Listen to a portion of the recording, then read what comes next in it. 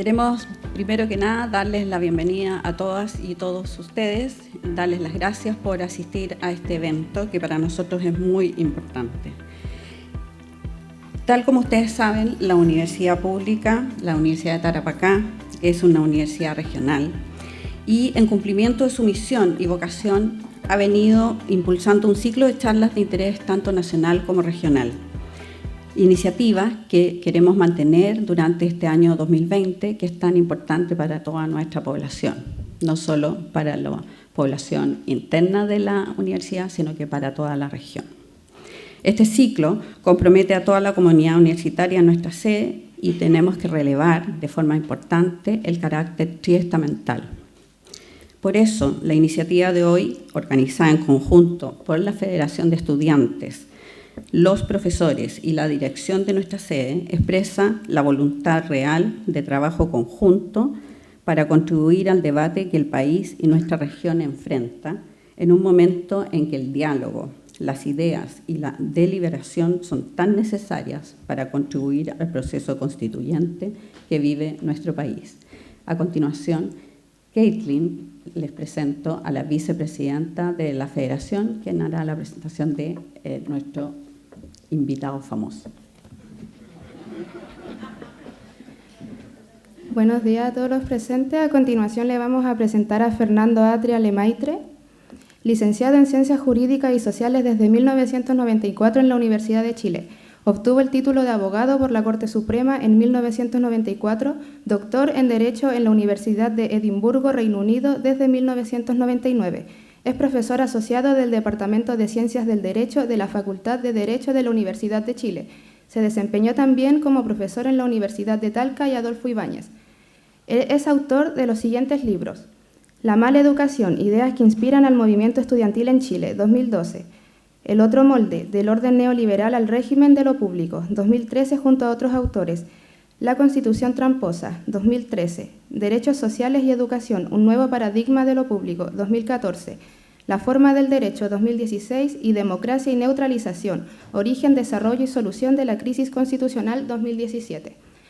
Le invitamos a pasar adelante y tomar asiento para dar inicio a esta charla.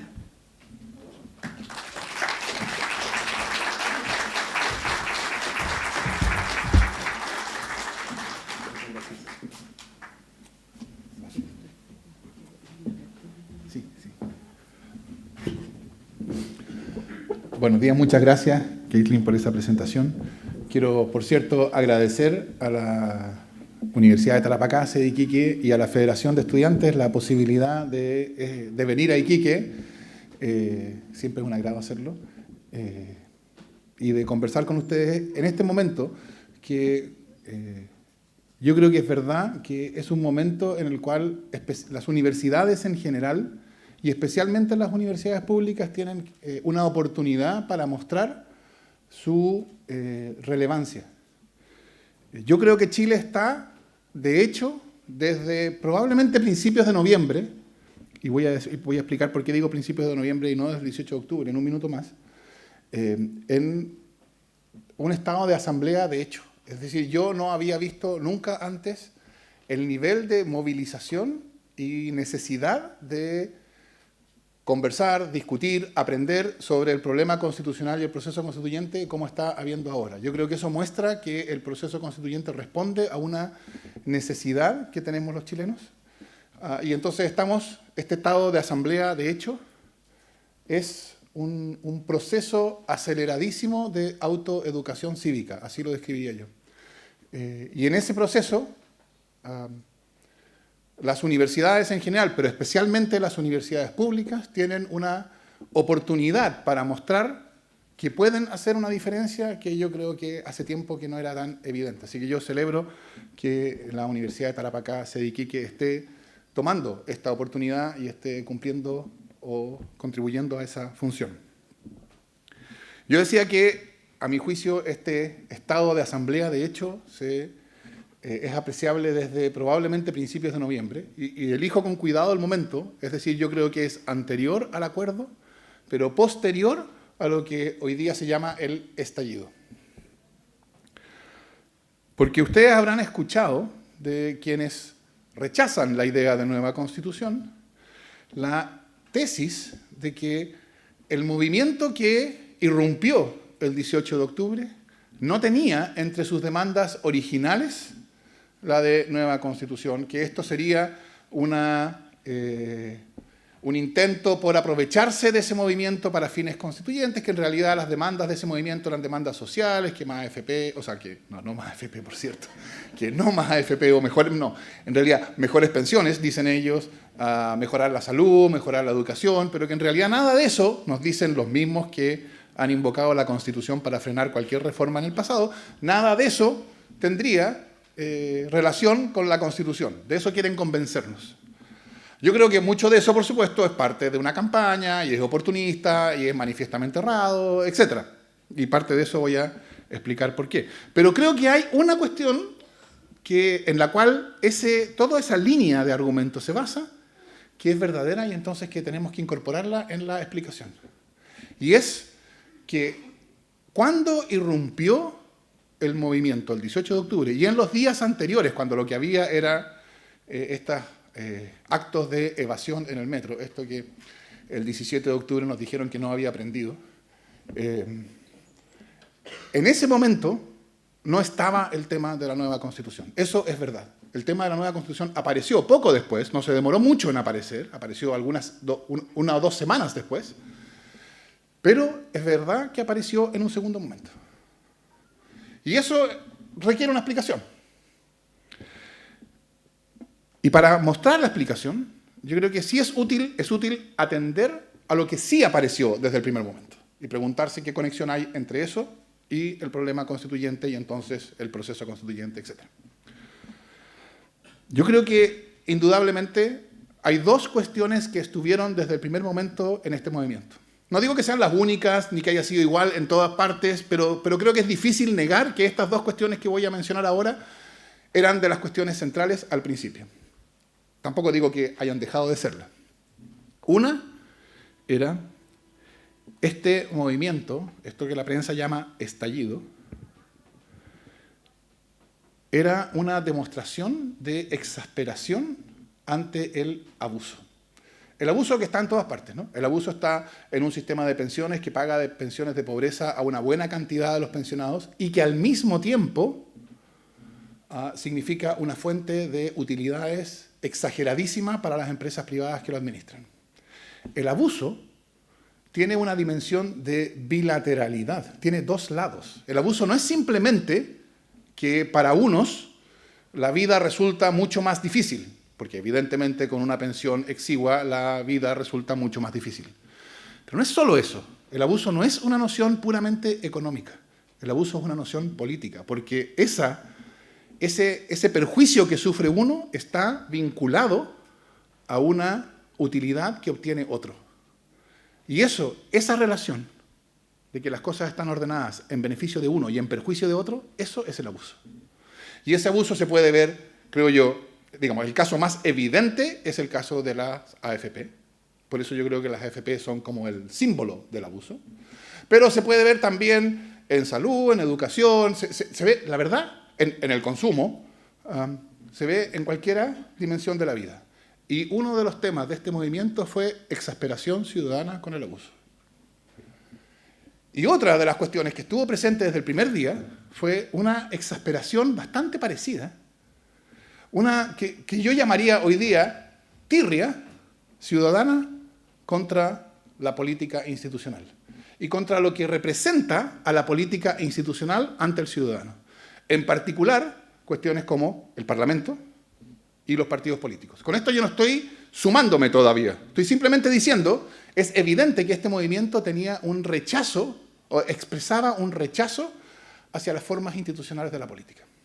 No era un movimiento que apelaba a la política para que la política solucionara las demandas que planteaba. Era un movimiento que precisamente no apelaba a la política.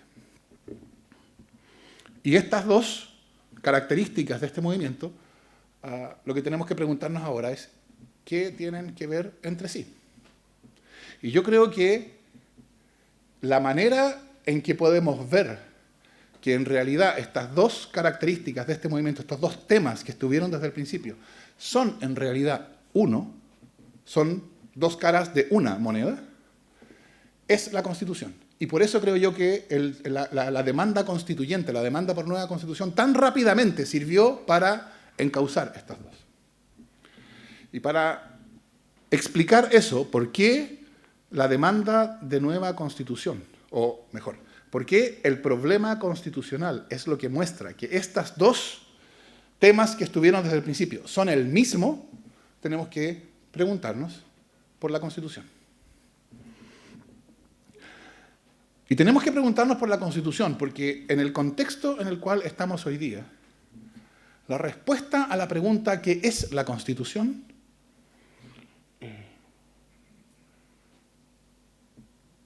Debe ser separada de la manera en que se responde por los abogados. Yo creo que hoy día la óptica de los abogados es especialmente poco útil para entender el proceso constituyente, y lo digo con conocimiento de causa. ¿Por qué? Porque los abogados creen o dicen, y tiene algún sentido en algún contexto, los abogados dicen que la Constitución es un texto que tiene normas ordenadas en artículos, y entonces los abogados van a los tribunales y alegan la Constitución y dicen, señor juez, conforme al artículo tanto de la Constitución, mi cliente debe ganar el juicio por las razones tales y cuales, y el abogado de la contraparte dirá que no, porque resulta que el inciso tanto del artículo tanto dice lo contrario, etc., y ahí se irán discutiendo hasta el fin. Para el abogado, la Constitución es un texto con normas jurídicas que pueden ser alegadas ante tribunales. Y ese concepto de Constitución es perfectamente inútil para entender el problema que estamos ahora. Y tenemos que entender Constitución en un sentido distinto, que sirva para entender lo que está pasando. Y para mostrar ese sentido distinto, la verdad es que no es tan difícil, basta atender al nombre de la cosa. Porque se llama Constitución Política de la República, y lo que hace es exactamente lo que su nombre indica. Constituye políticamente a la República, o constituye la política de la República. Aquí constituye podría ser reemplazado por organiza, fija, decide cómo va a ser la política de la República. Eso es la Constitución, es una decisión política, es una decisión sobre la política. Piensen ustedes, ¿de dónde viene el poder? ¿Viene de Dios? ¿Viene de la tradición? ¿Viene del pueblo?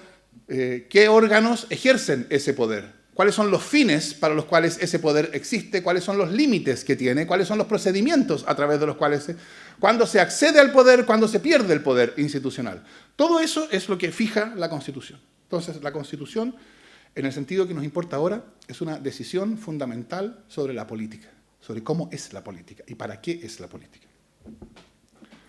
Y si eso es una Constitución, entonces tiene sentido que nos preguntemos, ya, sabemos que una Constitución es una decisión fundamental. Y entonces ahora podemos preguntarnos cuál es la Constitución bajo la cual vivimos, cuál es la decisión fundamental bajo la cual nosotros vivimos. ¿Qué distingue a la Constitución actual de la Constitución, la decisión de 1925, la decisión que vale en Argentina, la decisión que vale en otro país, etcétera? ¿Cuál es la Constitución bajo la cual vivimos? Y aquí ustedes también habrán escuchado, supongo, el argumento que dice, ya no vivimos bajo la Constitución de Pinochet, o la de 1980, porque ha sido muy reformada en el tiempo intermedio, de hecho ni siquiera lleva la firma del dictador, lleva la firma de Lagos, etc. Yo creo que eso es una demostración más de cómo el concepto del abogado confunde. Porque claro, lo que se ha cambiado muchas veces es el texto constitucional, es verdad. De hecho, yo diría, en términos del texto, es muy distinto de 1980. Eso no tiene sentido negarlo. Y tampoco es importante negarlo. Porque lo que nos interesa no es si el texto ha cambiado, no es si la Constitución en el sentido en que hablan los abogados ha cambiado, no es si las reglas que los abogados pueden alegar en tribunales ha cambiado. Eso sí ha cambiado. Lo que nos interesa ahora es si la decisión fundamental que constituye la política chilena ha cambiado. Y para eso necesitamos saber cuál es. ¿Cuál es, entonces, la Constitución chilena en el sentido de la decisión fundamental que constituye la política que conocemos? Mi respuesta a esa pregunta sería, es una decisión de incapacitación, que será una política incapaz de tomar con eficacia cualquier decisión transformadora.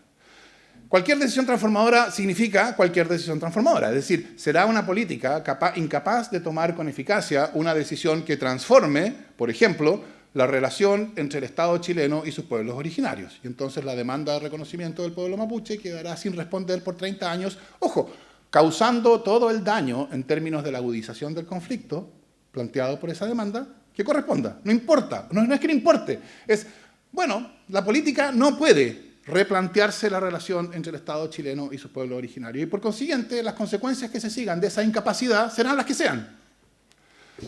Y la política tampoco puede, por ejemplo, plantearse la pregunta de cuál, no, plantearse la pregunta no es la manera. No puede tomar una decisión eficaz respecto de transformar la estructura administrativa del Estado chileno. Y entonces, seguimos teniendo nosotros la estructura centralizada que se pensó adecuada en 1980, y en estos 30 años, aunque yo no conozco, no sé si ustedes, yo no conozco a nadie que defienda como bueno para Chile el modelo centralista actual, bueno, la posibilidad real de una transformación de ese modelo ha estado simplemente excluida.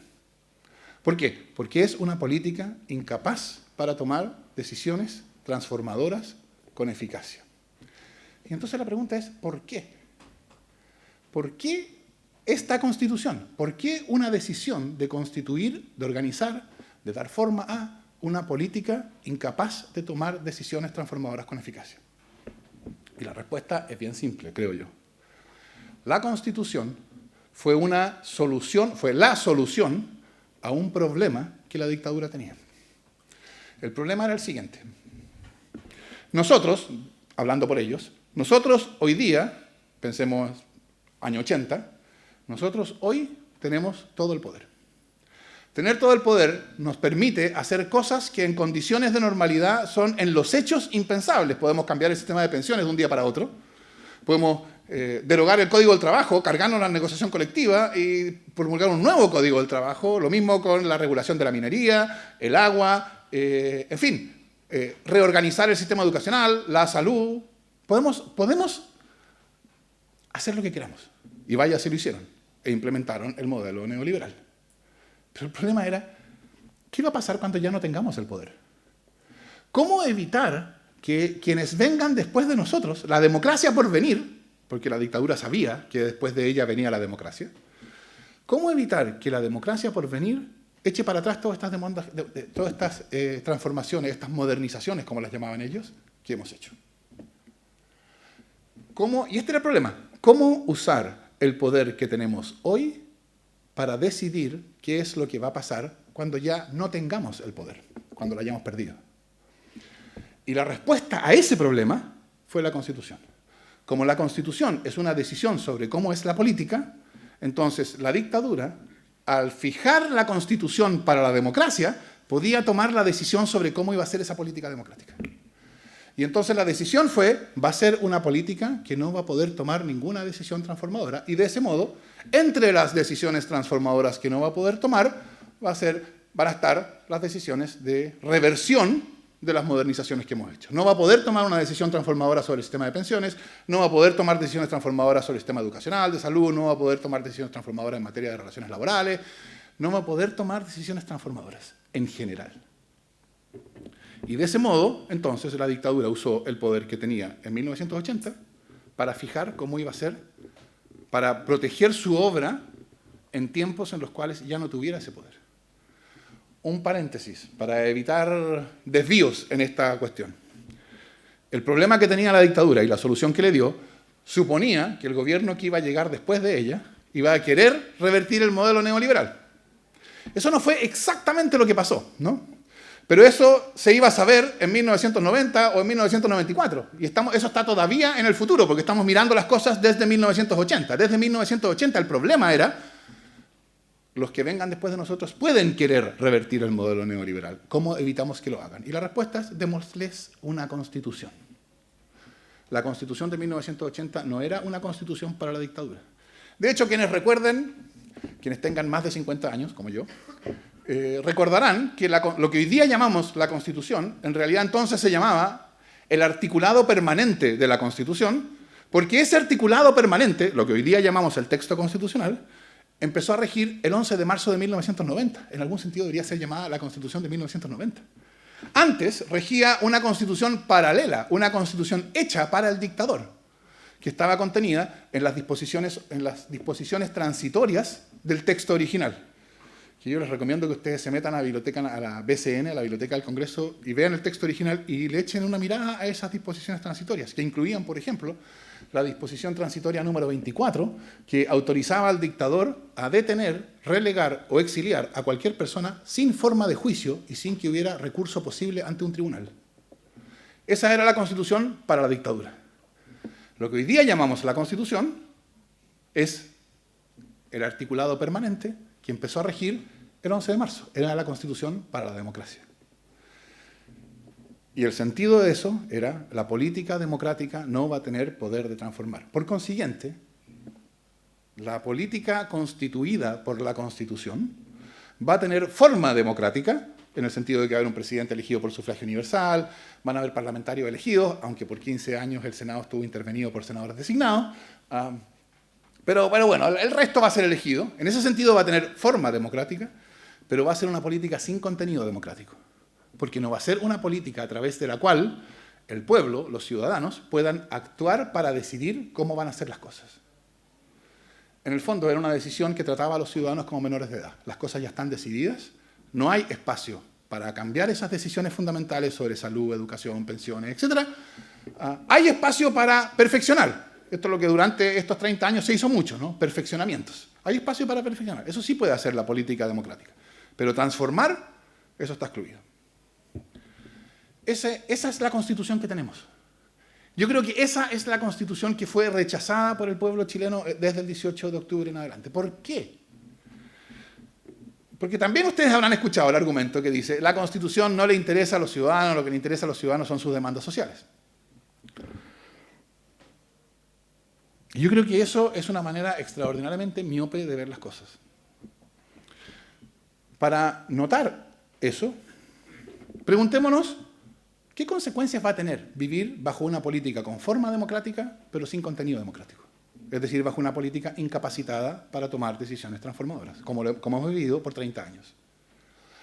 Bueno, yo creo que va a tener muchas consecuencias y muy graves. Pero a mí me interesa enfatizar ahora dos de ellas que nos permiten avanzar en la explicación. La primera consecuencia que tiene una política sin contenido democrático, en el sentido de que no puede tomar decisiones transformadoras, es que cada vez que surja una decisión transformadora, una demanda transformadora, de transformación, esa demanda va a ser ignorada o va a ser transformada o tergiversada en una demanda por perfeccionamientos.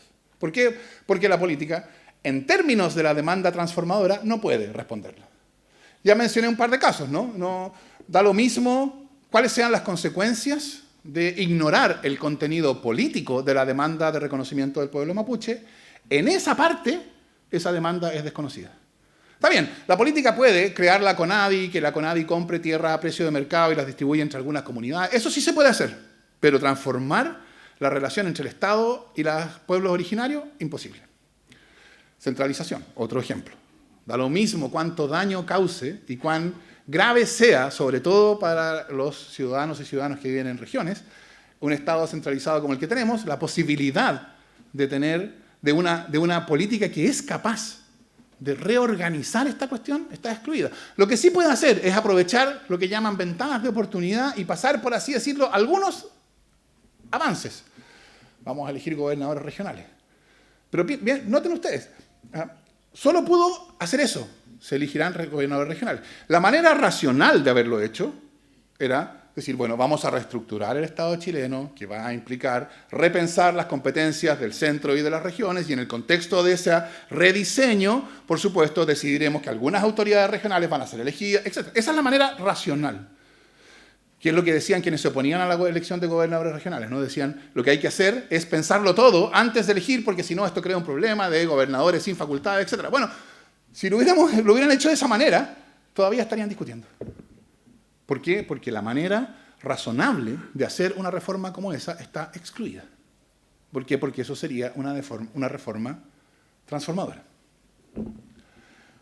Otro ejemplo, da lo mismo cuántas personas marchen en las calles de Chile contra las AFP. Cientos de miles de personas marchando contra las AFP en las calles de Chile, bajo un gobierno socialista, y la posibilidad de un sistema de pensiones sin AFP no aparece en el radar de la política institucional. Y entonces, ante todos estos espectáculos de demandas de transformación que se hacen evidentes o surgen desde la sociedad, y una política que no es capaz de realizarlas, yo creo que los ciudadanos y ciudadanas llevamos harto tiempo preguntándonos, haciéndonos la siguiente pregunta. Si la política institucional no está atenta a las demandas de transformación que surgen de la sociedad para conducirlas y realizarlas con eficacia, ¿a qué sí está atenta? Es decir, si los intereses que están detrás de esas demandas sociales le resultan a la política institucional indiferentes, ¿cuáles son los intereses que sí le importan? ¿A qué sí atiende? ¿Qué sí la mueve? Y yo creo que una respuesta empieza a formarse en la cabeza de los ciudadanos, que se hace, la verdad, evidente cuando consideramos la segunda consecuencia. Yo les dije que iba a mencionar dos, de vivir bajo una política incapacitada para actuar transformadoramente.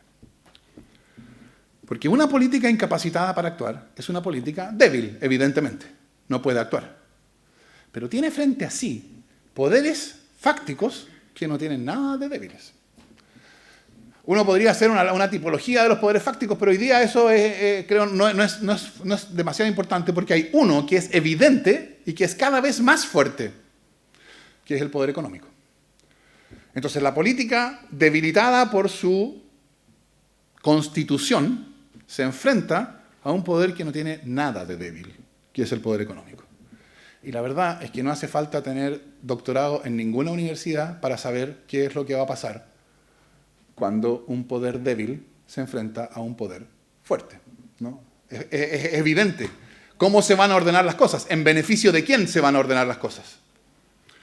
Y nosotros hemos vivido 30 años bajo una política que no puede entonces tomar decisiones que afecten los intereses del poder económico, salvo cuando el poder económico tolera que sus intereses sean afectados. Por ejemplo, cuando a fines de los 90 se creó un servicio que protegiera a los consumidores del abuso en el consumo, ese CERNAC se pudo crear, porque el poder económico toleró que se creara, siempre y cuando fuera un CERNAC cuyas facultades fueran escasas. Y que entonces la protección que pudiera dar al abuso de los consumidores fuera poca, obvio. Si tiene pocas facultades, podrá dar poca protección. El CERNAC solo podía mediar. Así, si llegaba alguien diciendo que la compañía tal había hecho este abuso con él, el CERNAC podía tomar el teléfono y llamar a la compañía respectiva y decirle, mire, esta persona llegó aquí al CERNAC quejándose, pero trátenlo bien. Y después le pasaba el teléfono al consumidor para que siguiera conversando con ellos, y si se arreglaban, bien, y si no se arreglaban, bien también.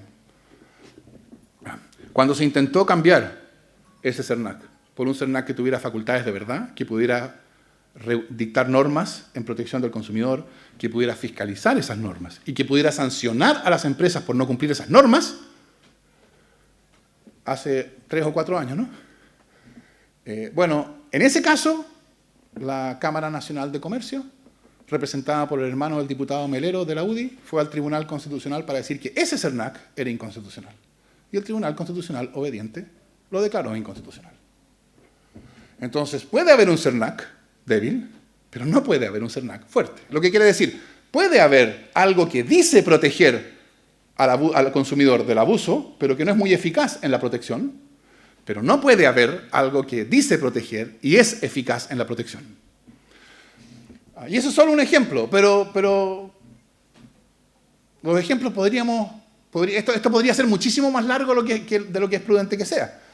En toda la discusión sobre pensiones hay un tema que está vedado: afectar seriamente el interés de las AFP. ¿Por qué? Porque las AFP tienen mucho más poder que la política institucional. Entonces, recuerden la pregunta que habíamos dejado pendiente. Yo les había dicho que los ciudadanos empezaban a preguntarse si la política no está atenta a estas demandas de transformación que surgen de la ciudadanía. ¿A qué sí está atenta? ¿A qué intereses sí los mueve? Y ahora, esta segunda consecuencia, la política solo puede hacer lo que el poder económico tolera que se haga, bueno, da la respuesta. La política es un instrumento del poder económico. O, para decirlo más duramente, que es como yo creo que se lo dicen a sí mismos los ciudadanos y ciudadanas, la política está coludida con el poder económico en perjuicio del ciudadano. ¿Cuál es la consecuencia de que la política sea vista por el ciudadano? Yo estoy todavía tratando de entender el problema, todavía yo no estoy manifestando mi opinión particular, estoy tratando de entender. ¿Cuál es la consecuencia que la política sea vista por los ciudadanos como habitualmente coludida con el poder económico en perjuicio del ciudadano?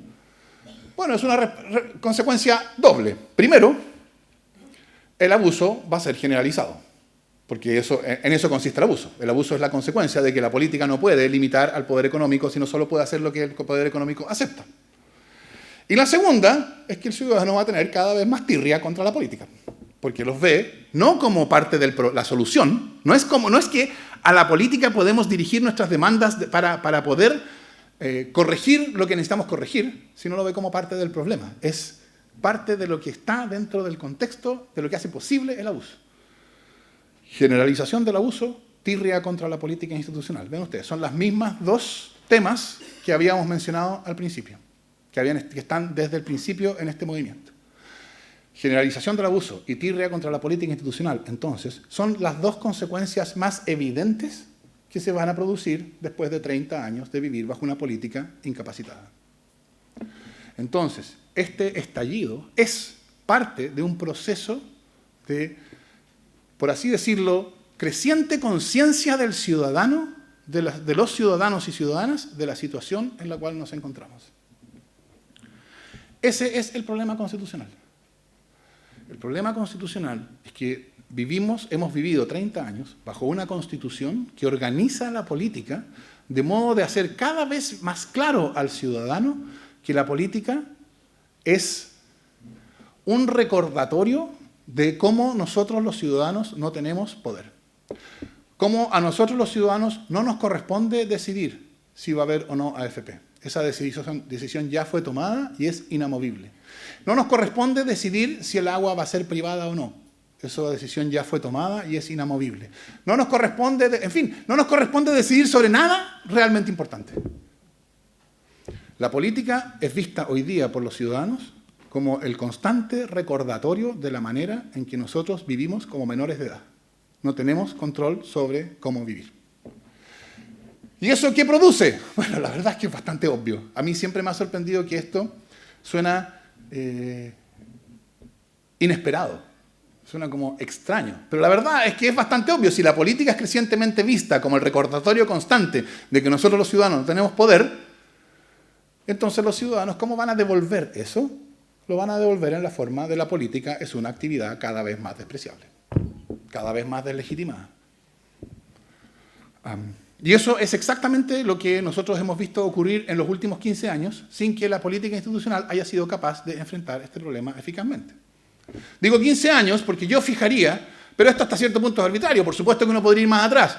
Yo fijaría el inicio de este momento de aceleramiento de la crisis que estamos viviendo hoy día con la dictación de lo que Lagos llamó la nueva Constitución.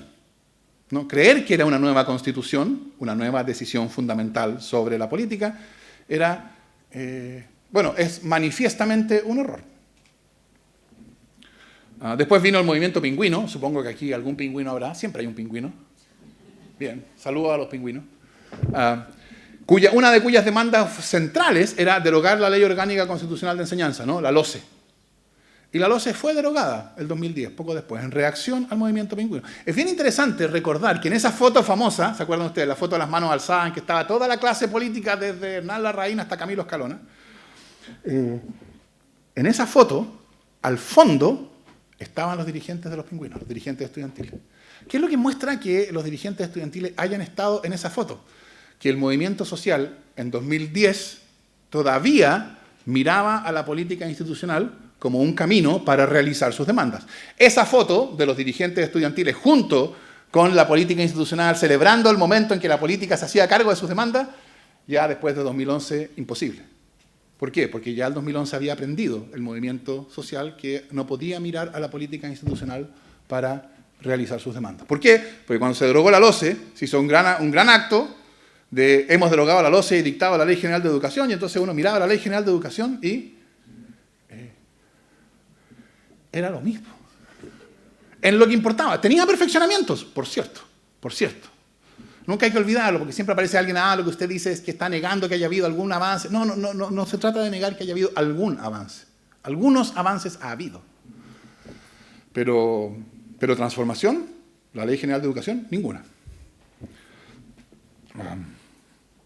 Y bueno, después el movimiento del 2011 y después, en fin, la elección de Bachelet II, que puso esas demandas, algunas de las demandas del 2011 en el centro de su programa, que con eso ganó con más del 60% de la elección presidencial, que ganó la elección parlamentaria con mayoría en ambas cámaras, entonces uno podría haber dicho, ahora están las condiciones para que se haga esto. 4 años después, la cuestión terminó, no quiero decir fracaso total, porque yo creo que hubo algunos avances. Yo creo que la ley de inclusión es la ley más importante de los últimos 30 años. Pero incluso si hubo algún avance, el saldo, el consolidado final es que no se pudo avanzar en esas transformaciones. El proceso constituyente, eso sí, un fracaso.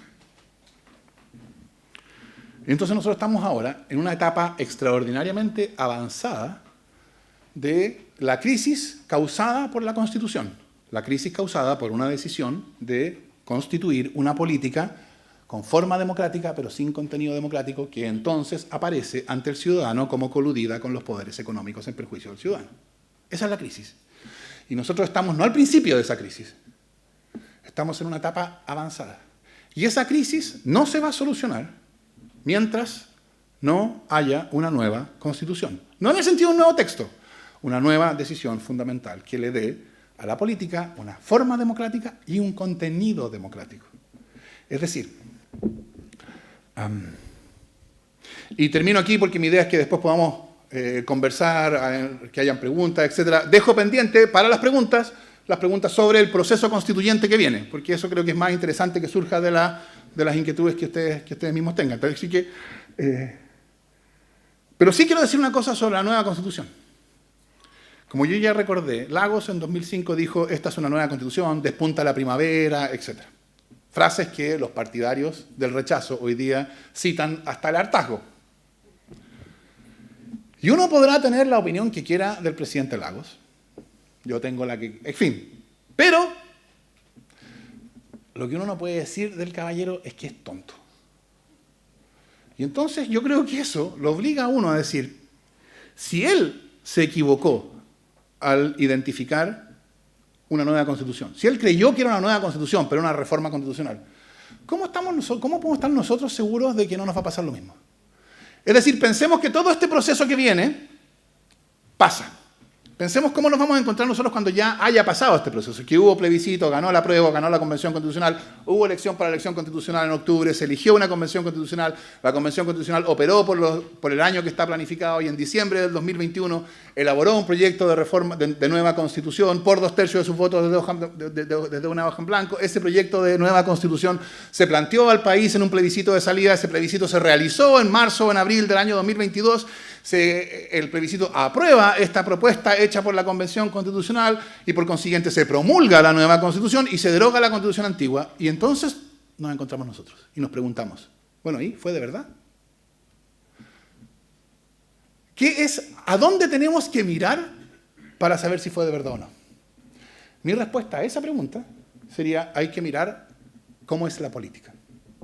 Porque si la política sigue siendo la misma política binominal que conocemos ahora, la misma política incapacitada, la misma política que nos recuerda constantemente a los ciudadanos que no tenemos poder, entonces tendremos que decir, mire, a pesar de todo lo que se hizo, no hubo nueva Constitución. Fue una reforma constitucional, porque la decisión fundamental no cambió. Si la política con la nueva Constitución empieza a ser distinta, y no digo que sea distinta en 180 grados desde el martes en la noche al miércoles en la mañana, por supuesto que no. Pero si nosotros vemos en la política bajo la nueva Constitución indicadores, indicios de que empieza a ser distinta, de que en realidad la política, esa nueva política, ya no es el recordatorio constante de cuán desempoderados estamos los ciudadanos, sino es la medida de nuestro empoderamiento, entonces podremos decir, la política es distinta porque la decisión fundamental sobre la política cambió, porque fue genuinamente una nueva Constitución. De eso se trata, creo yo, la nueva Constitución, de una política distinta. Porque yo creo que hoy día hay una reacción a la política sin contenido democrático que creó la Constitución del 80, que es un rechazo a la política. Y ese rechazo a la política, creo yo, es el riesgo más grave que yo veo hoy día. Porque ese rechazo, cuando esta tirria contra la política constituida por la Constitución del 80 se dirige o asume la forma de tirria contra la política por ser política, la cuestión, yo creo que asume un discurso que es intranquilizadoramente similar al discurso que uno acostumbraba a escuchar de Pinochet. Con eso no estoy diciendo que no está justificado tener tirria contra la política que conocemos, pero yo creo que esa tirria tiene que dirigirse contra la política incapacitada que creó la Constitución de 1980. Es un rechazo no a la política, es un rechazo a la Constitución y a la política que esa Constitución creó. Lo que necesitamos es una política distinta, una política que por ser la medida del poder de los ciudadanos, por tener contenido democrático y no solo forma democrática, entonces se relegitime ante la ciudadanía. Si la nueva Constitución produce eso, va a ser un éxito. Un éxito no porque sea la mejor Constitución posible, sino porque va a ser una decisión que nos va a permitir a nosotros como ciudadanos entonces decidir. Si la nueva Constitución no produce eso y mantiene la política que conocemos, entonces tendremos que decir el proceso constituyente, por alguna razón que entonces podremos identificar, espero, fue un fracaso. Y si el proceso constituyente es un fracaso y no cambia la decisión fundamental sobre la política, el proceso de deslegitimación no se va a solucionar, va a continuar. Y entonces habrá algún otro estallido en algún momento posterior a ese. Cosa que no creo que sea bueno para nadie. Así que yo creo, podremos conversar de esos, yo entiendo que aquí puede haber opiniones distintas, incluso entre quienes comparten un diagnóstico como el anterior. Yo creo que el proceso constituyente que viene es una oportunidad genuina para darnos una nueva Constitución. Es una oportunidad que no hemos tenido en 30 años y creo que entonces es una oportunidad que tiene que ser aprovechada. Es una oportunidad, como siempre las cosas en política. Que sea una oportunidad no quiere decir que el éxito esté garantizado. Las oportunidades pueden ser aprovechadas o desaprovechadas. Y eso en buena parte depende de lo que queda por pasar, de cómo se va a desenvolver el proceso constituyente. Y entonces por eso creo yo que para Chile es de la primera importancia que el proceso constituyente se desarrolle de un modo que pueda llevarnos hacia una nueva Constitución, hacia una nueva decisión fundamental sobre la política y entonces hacia una nueva política. Muchas gracias.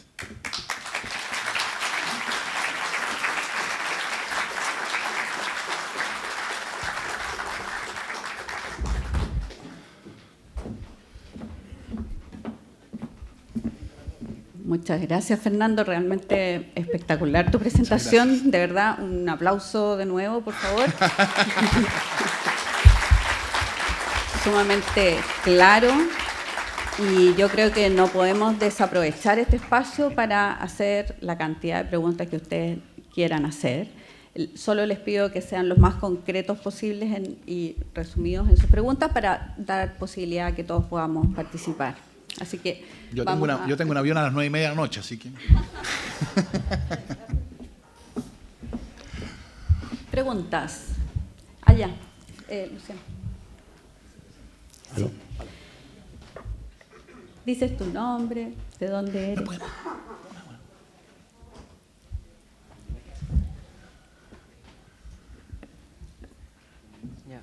Sí, quería hacer una pregunta sobre por qué la dictadura usó su poder en la Constitución para evitar cambios. Gracias. Perdón, ¿cómo te llamas? Agustín. Agustín. ¿Por qué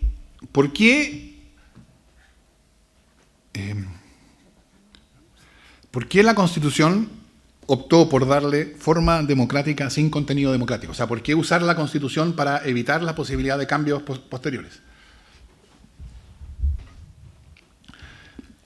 Dicho en breve, esto podría ser explicado mucho más latamente, pero dicho en breve, porque yo creo que ellos sabían que el modelo neoliberal no toleraba legitimación democrática.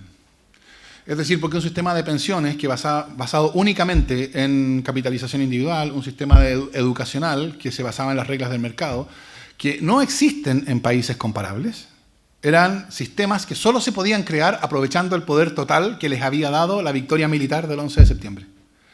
Y que entonces, sometidos a la posibilidad de discusión y decisión democrática, iban a ser revertidos. Entonces, para ellos, una pregunta constante fue ¿cómo evitarlo? Y entonces, si ustedes se van, este es un detalle, si ustedes se van a las discusiones de la Comisión Constituyente, la Comisión Ortúzar, que redactó el texto constitucional, una de sus preocupaciones centrales era esta. Ellos identificaban esta preocupación con un eufemismo que aparece constantemente en las discusiones. Ustedes lo pueden ver en las actas. Ellos lo llamaban cómo mitigar, comillas, mitigar los defectos y males del sufragio universal, cierre de comillas. De hecho, en algún momento se sugirió la posibilidad de que no hubiera sufragio universal, de que el presidente de la República no fuera elegido por sufragio universal, que fuera elegido por lo que ellos llamaban, o por lo que el profesor Raúl Bertelsen llamó, que era el proponente de esta idea, llamó a un Consejo de la República, que iba a estar integrado por, no sé, por las fuerzas vivas, hombres buenos, etc. ¿Por qué? Porque ellos sabían que la democracia era incompatible con el modelo que ellos estaban implementando. Entonces, si este modelo va a echar raíces, tiene que tener alguna protección para evitar que el poder democrático pueda reformarlo. Y la protección, el problema de la protección era, este es un mecanismo que tiene que funcionar cuando ya no tengamos el poder. Entonces, y la solución fue la Constitución. Ya, y otra pregunta. ¿Por qué usted dice que la política es un recordatorio de que nosotros no tenemos poder? Como consecuencia de esto,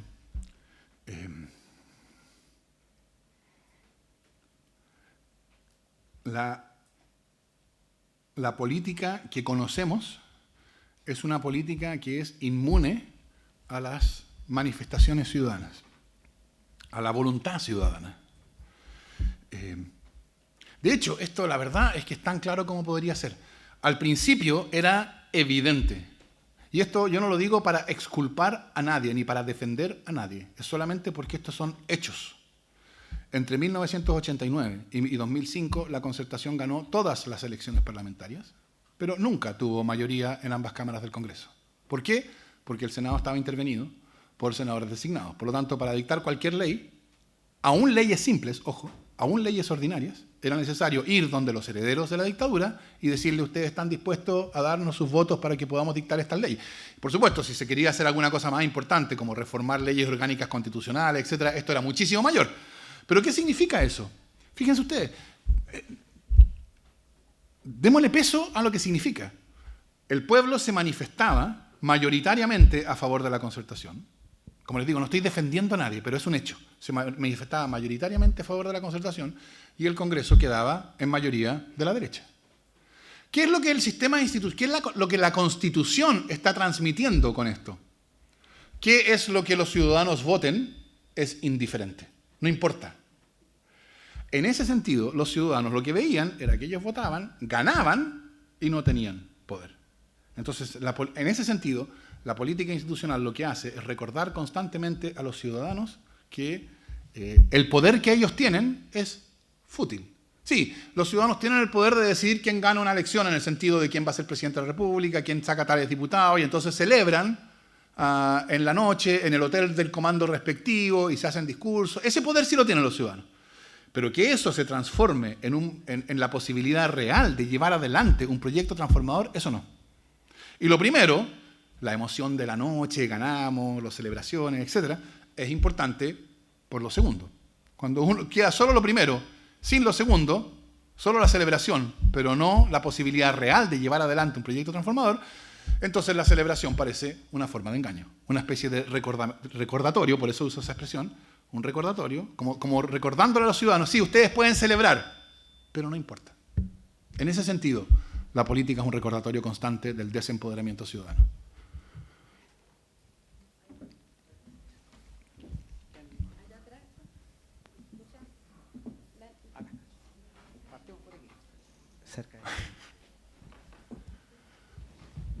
Mi nombre es Héctor Marín, yo soy presidente de la agrupación de familiares de ejecutados políticos y detenidos desaparecidos de Iquique y Pisagua.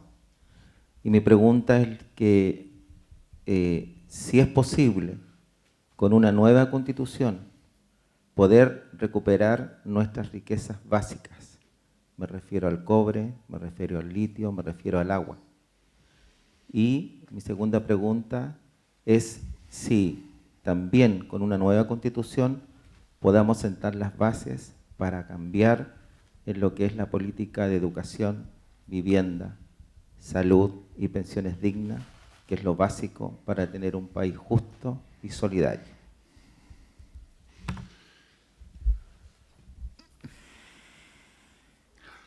Primero, diría yo, ¿es la nueva Constitución el momento en que vamos a recuperar nuestras riquezas básicas? Lo probable es que no. Pero, lo que yo sí creo que la nueva... O sea, porque yo creo que la nueva Constitución, ella misma e inmediatamente no va a solucionar estos problemas. Ella misma e inmediatamente. Pero sí es una condición necesaria para que todos estos problemas se solucionen. Que sea una condición necesaria quiere decir que sin nueva Constitución ninguna de estas cuestiones va a tener posibilidad de solución. Y vamos a seguir obligados a vivir en esta especie del día de la marmota en que estamos discutiendo una y otra vez las mismas cuestiones y nos dicen que hay una solución y a poco andar la solución se revela como fútil. ¿Recuerdan ustedes cuando nos dijeron con el voto voluntario vamos a solucionar el problema de la abstención? Porque nos decían, ¿recuerdan ustedes? Nos decían, los políticos van a tener que salir de su zona de confort e ir a seducir a los ciudadanos para atraerlos. ¿Se acuerdan? ¿Y qué fue lo que pasó? Exactamente lo contrario. Nosotros vivimos, nuestra política es como el día de la marmota, es como volver una y otra vez sobre las mismas cuestiones. Entonces, yo creo que la nueva Constitución, de nuevo, si la nueva Constitución es genuina, si es una genuina nueva decisión sobre la política, entonces va a crear una política que se pueda plantear el problema de los recursos naturales y que se pueda plantear el problema de cómo realizar derechos sociales. Porque yo esperaría que la nueva Constitución no va o va a significar la erradicación constitucional del Estado subsidiario. El Estado subsidiario en Chile lo que significa es que en materias de derechos sociales, educación, vivienda, bueno, vivienda no está en la Constitución, pero educación, vivienda, salud, seguridad social, en esos temas el deber fundamental del Estado es asegurar las condiciones del mercado. Y el Estado subsidiario, creo yo, debe ser reemplazado por un Estado social, cuyo deber fundamental sea no asegurar las condiciones del mercado, o sea, realizar derechos sociales. Y se discutirá políticamente cuál es la mejor manera de realizarlos, porque ahí habrán, evidentemente, distintas posiciones. Pero que el deber fundamental del Estado sea realizar derechos sociales, no asegurar las condiciones del mercado. ¿Recuerdan cuando se discutía gratuidad? ¿No? Y la derecha llevó la primera versión de la gratuidad al Tribunal Constitucional.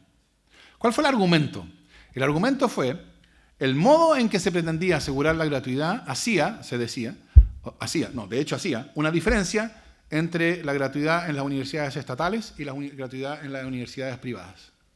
Desde el punto de vista de un Estado que tiene el deber de realizar el derecho a la educación, esa es una distinción perfectamente razonable, porque evidentemente el Estado no tiene por qué tratar a las universidades privadas de un modo igual a como trata a las universidades estatales. Eso en ningún país del mundo se sostiene eso. ¿Qué fue lo que dijo el Tribunal Constitucional? Hacer una distinción es discriminación arbitraria. ¿Por qué? Porque en términos del mercado, que haya algunos agentes del mercado, las universidades estatales, que tienen un régimen y otros que tienen un régimen distinto, es una forma de, entre comillas, competencia desleal.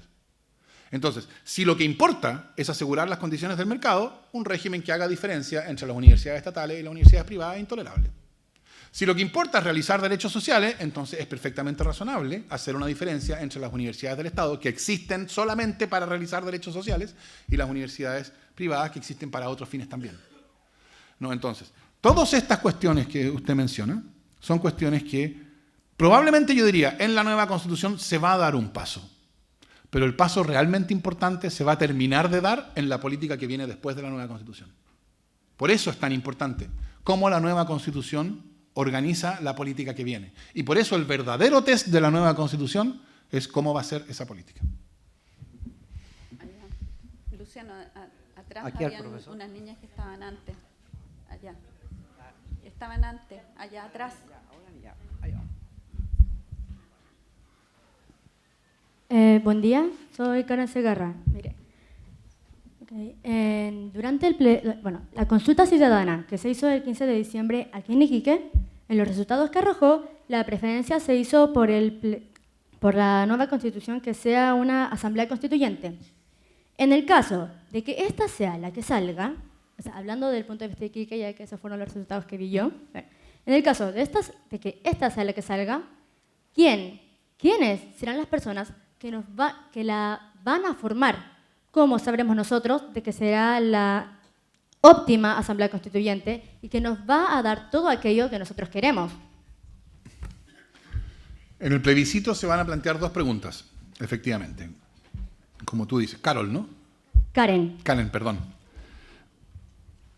La primera pregunta es, ¿quiere usted una nueva constitución? Ya esa pregunta cada uno será llamado a responder apruebo o rechazo. Y la segunda pregunta es si la nueva constitución será dada por una convención constitucional o una convención mixta constitucional. Mixta aquí no quiere decir compuesta por hombres y mujeres. Mixta quiere decir compuesta en un 50% por parlamentarios en ejercicio designados por el Parlamento y en un 50% por personas especialmente elegidas en una elección popular. Y la convención constitucional no va a ser en este sentido mixta, va a ser una convención en que el 100% de sus miembros es elegido especialmente para eso en una elección popular. Yo creo que es bien poco probable que la convención mixta constitucional sea la que vence en el plebiscito. Yo todavía estoy esperando ver quién va a hacer campaña en la franja por la convención mixta constitucional. O sea, quién se va a atrever a salir hoy día diciendo, sí, nosotros queremos una nueva constitución y para eso queremos aprovechar el conocimiento, la sabiduría, la experiencia, la rectitud de los políticos. Yo creo que, como me decía alguien, eso es como que el matón del curso se pare delante y diga, ¿por qué no votan por mí para mejor compañero? Y la respuesta de todos debería ser, ¿y por qué habríamos de votar por vos? ¿No? Entonces yo creo que la convención mixta, la verdad es que es un despropósito. Desde cualquier punto de vista. Es cosa de, piensen ustedes, no va a ser paritaria. Porque si uno nombrara todas las parlamentarias que hay, no alcanzaría a ser paritaria. Porque hay menos de un 4% del Parlamento que son mujeres. Es como el 21 o 22%. Entonces, supongamos que el Parlamento, para tratar de dar una señal de paridad, nombra a todas las mujeres que tiene. Entonces, lo que va a quedar, imagínenselo ustedes, ¿no? ¿Cómo va a ser esto en los hechos? Si fuera así, si ganara la Convención Mixta Constitucional y el Parlamento hace un esfuerzo por contribuir a la paridad de la Convención Mixta Constitucional, nombrando la mayor cantidad posible de mujeres, entonces va a quedar un Congreso con la mitad de sus miembros, que va a ser un panel de hombres, ¿no?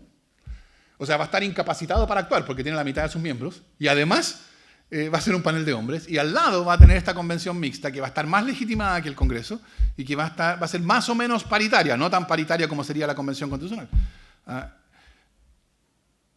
Entonces, ¿qué va a pasar con un Congreso incapacitado para actuar porque no tiene sus miembros, la mitad de sus miembros están fuera y además que en un momento de demanda feminista es de puros hombres, o casi puros hombres, y una convención legitimada, con su dotación completa, más o menos, no tanto como la otra, pero más o menos paritaria.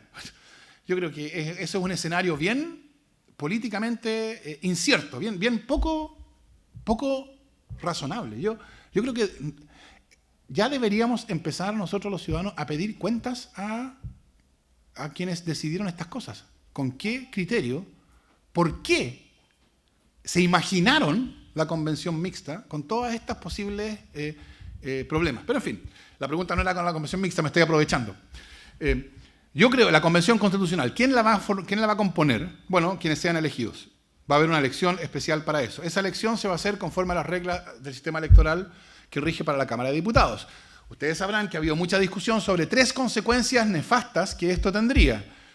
Algunas de ellas se han ido solucionando, ¿no? Los problemas originalmente eran, no va a ser paritaria, la Cámara de Diputados no es paritaria. Eso se solucionó, se tomó una decisión que va a ser una convención paritaria. Creo que es una gran decisión esa, creo que es un gran y resonante triunfo del movimiento feminista. El movimiento feminista es probablemente uno de los elementos decisivos dentro de este movimiento y la demanda constituyente. Así que, chapó para las feministas. Segundo problema, no va a tener representación adecuada de pueblos originarios. Esto hasta donde yo sé, pero yo sé solamente por información que leo, yo aquí en esto como la presidenta, ¿no? Yo me entero por la prensa. Pero yo hasta donde yo sé, probablemente va a haber cupos reservados para pueblo originario, aparentemente ya habría acuerdo suficiente para eso, etc. Y el tercer problema es cómo participan quienes no son parte, quienes no ven en los partidos políticos tradicionales una vía adecuada de participación. Yo creo que hoy día este es el problema que es más importante, porque el que era más importante, a mi juicio, el de la paridad, ya quedó más o menos solucionado. Lo que queda es este. ¿Por qué es un problema esto? El sistema electoral privilegia a los partidos políticos. Yo creo que en teoría esto no es un problema. En principio es perfectamente sensato que el sistema electoral privilegie a los partidos políticos bajo el supuesto, que hoy día es falso, de que los ciudadanos ven a los partidos políticos como la vía adecuada para participar en política. Ese es el supuesto. Para eso existen los partidos políticos, para canalizar la participación ciudadana. Si los partidos adecuadamente canalizan la participación ciudadana, entonces está muy bien que el sistema electoral privilegie a los partidos políticos. Nuestro problema actual, como resultado de la crisis de legitimidad producida por la Constitución tramposa, etc., es que los partidos políticos ya no son vistos por buena parte de la ciudadanía como el conducto o la vía de su participación. Hoy día, la participación de los partidos políticos es vista como que excluye a la participación de los ciudadanos. Cosa que no pasaba, por así decirlo, no sé, por el año 91. En el 91 nadie habría dicho, si los partidos políticos pueden participar, eso quiere decir que los ciudadanos no pueden participar. El año 91, que los partidos políticos puedan participar significaba que los ciudadanos podían participar, porque los partidos políticos eran instituciones que estaban legitimadas. 30 años después, eso no es así.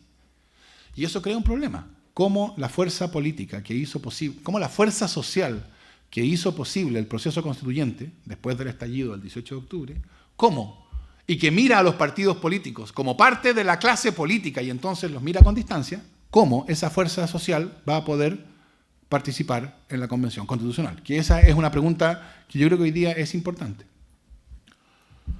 Bueno, por eso han surgido distintas iniciativas de crear partidos políticos que permitan la manifestación de esa fuerza en las elecciones de octubre, cuando se dirija la Convención Constitucional.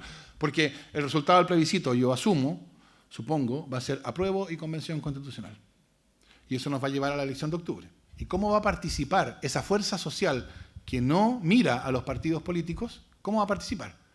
Puede participar como independiente, pero en desventaja.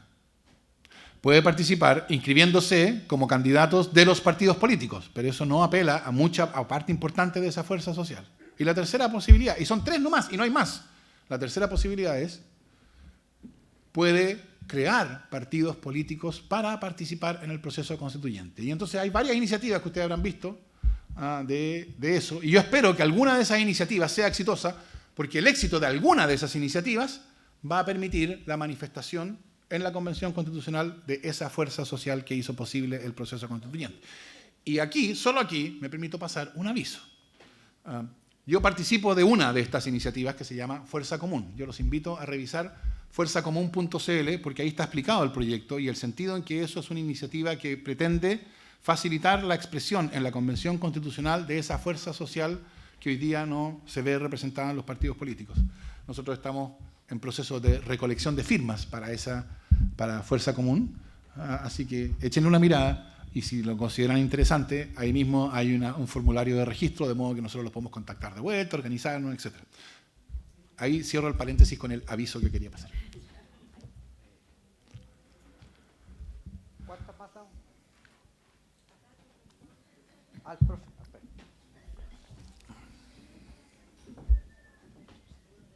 Muy buenas tardes, profesor Óscar Quiroga, del Colegio Don Bosco.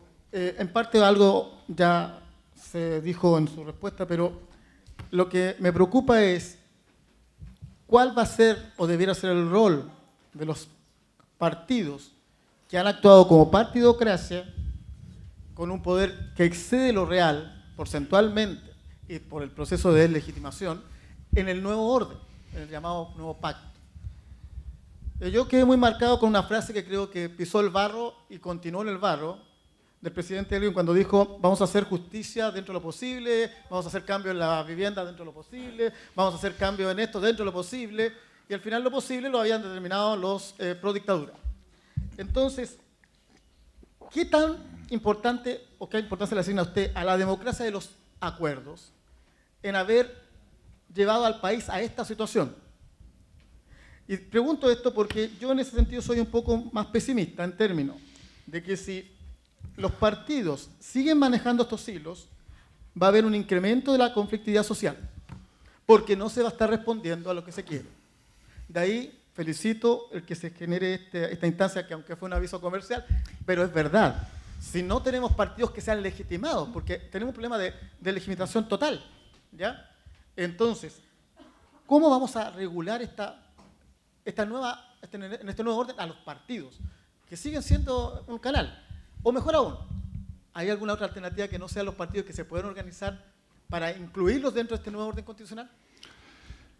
Cuando yo me refería a que hoy día yo creo que parte de la tirria contra la política binominal, o sea, la política de la Constitución del 80, esta política sin contenido democrático, etc., se expresa como tirria contra la política, punto, me refería, entre otras cosas, a esto. Yo creo que hoy día pensar en... O sea, ¿qué es un partido político? Un partido político es una institución organizada para poder poner ideas políticas en acción. Porque las ideas políticas no son ideas pensadas en seminarios académicos. Las ideas políticas necesitan actuar en el mundo. Entonces, ¿se necesitan partidos políticos en el sentido de se necesitan instituciones aptas para poner ideas políticas en acción? Yo diría, sí, eso en todo caso va a ser necesario.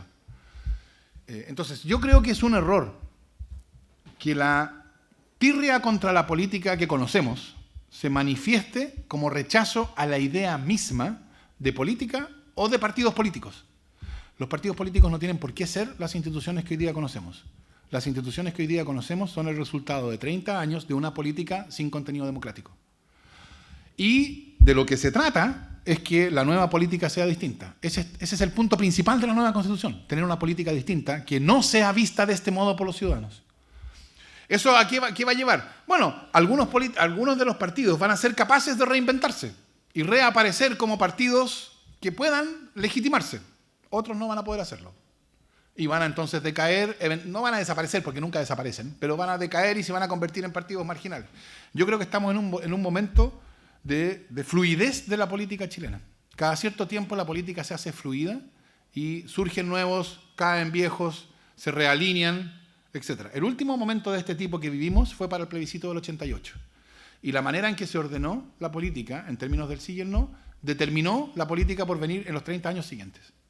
Yo creo que estamos entrando en un momento parecido, en que se va a reordenar la política, en que van a surgir nuevas fuerzas, van a decaer otras, se van a cambiar de bando, va a haber un mapa nuevo, y eso en algún momento se va a cerrar y ese mapa va a quedar fijo por las próximas décadas. Así que yo creo que es bien importante lo que pasa ahora, y yo lo pensaría no como la idea de cómo va a ser una política sin partidos, sino cómo hacer una política que pueda volver a tener partidos políticos que sean partidos más que máquinas, que yo creo que es la crítica que hoy día los ciudadanos tienen respecto de los partidos.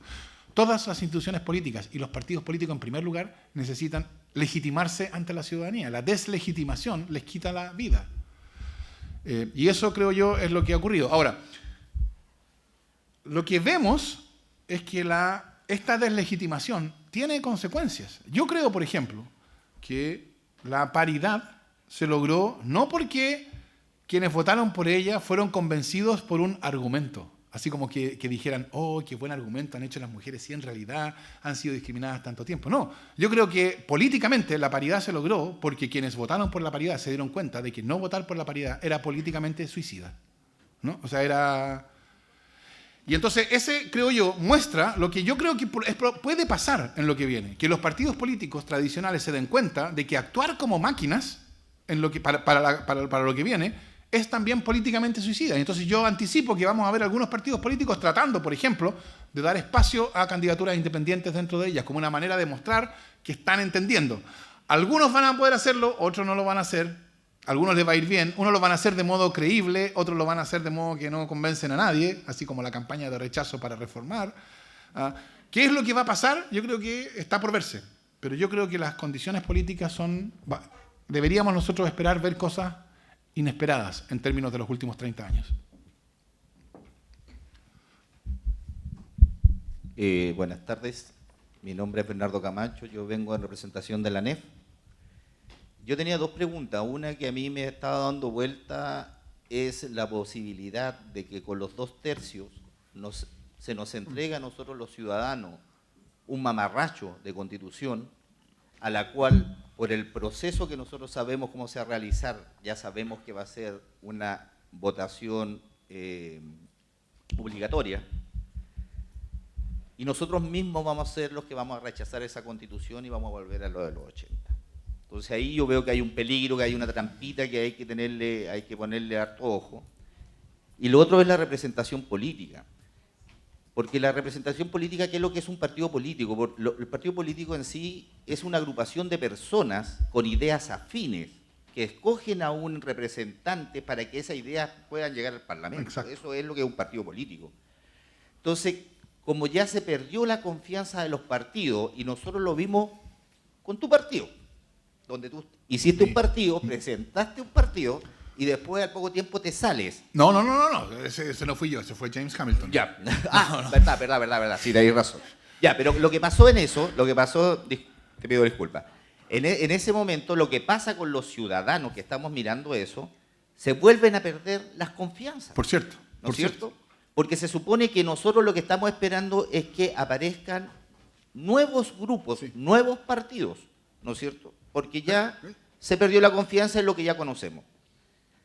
Y ahí se nos va a crear un problema, porque nosotros, el proceso termina en octubre, ¿no es cierto?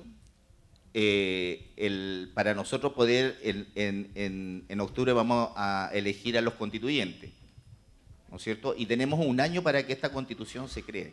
Y después de eso, la constitución sola no nos va a poder permitir crear leyes. Por cierto. Eso lo van a tener que hacer los parlamentarios. Entonces, ¿cómo nosotros vamos a ser capaces de volver a creer en los representantes políticos? Yo creo que ahí hay un problema gravísimo y que nosotros vamos a tener que darle una vuelta, por lo menos los actores sociales, cómo hincarle el diente y ver bien qué es lo que estamos haciendo y tomar buenas decisiones. Más que nada eso. Yo estoy completamente de acuerdo, con la salvedad de que yo no he renunciado a Fuerza Común. Al contrario, ¿no? Yo llevo más de 9 días en Fuerza Común, así que... No, pero yo creo que ese es el problema. Hay un problema con la confianza. Y hay algo especial acerca de una crisis de confianza. Si tú me dices algo, y yo creo que lo que tú me dices es falso, tú me puedes dar razones por las cuales tú crees que lo que dices es verdadero, ¿no? Entonces, si el problema que yo tengo contigo es que yo creo que tú te equivocas, podemos solucionar el problema hablando. Porque tú me dirás las razones por las cuales yo creo que estoy en lo correcto son tales y cuales, y yo podría decirte, sí, en realidad me convenciste. Eso podría pasar. Entonces, cuando la comunicación se ve afectada porque yo creo que lo que tú dices es incorrecto o equivocado, el problema se puede solucionar hablando. Pero si el problema que yo tengo contigo es que yo no te creo lo que dices,